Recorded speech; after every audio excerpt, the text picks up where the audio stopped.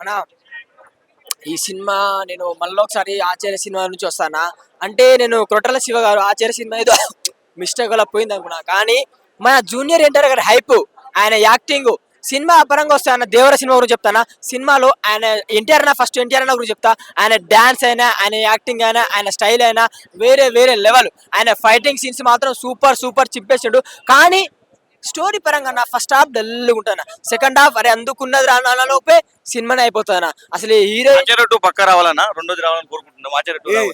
ఆచార్య 2 రావాలి. ఆచార్య 2 రావాలి after watching Devara. అదే ఆఫ్టర్ వాచింగ్ దేవరా ఆచార్య 2 తీయాలి. కోటల శివ గారు వేరే Jahnavi Kapoor only 15 minutes in this movie. నీ వయసు ఎంత స్కూల్కి వెళ్ళి చదువుకో ఫస్ట్.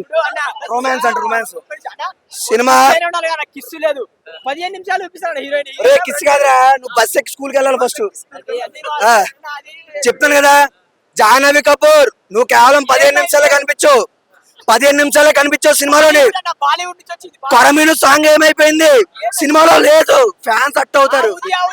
500 రూపాయలు కొరమిన సాంగ్ ఆచార్య 2 లో వస్తుంది. ఓకే కోటా శివ గారు మీరు ఆచార్య 2 తీయాలి after watching Devara. Thank you. లేకుంటే నీ మీద ఒట్టే అంతే అన్న అట్లా కాదన్న అన్న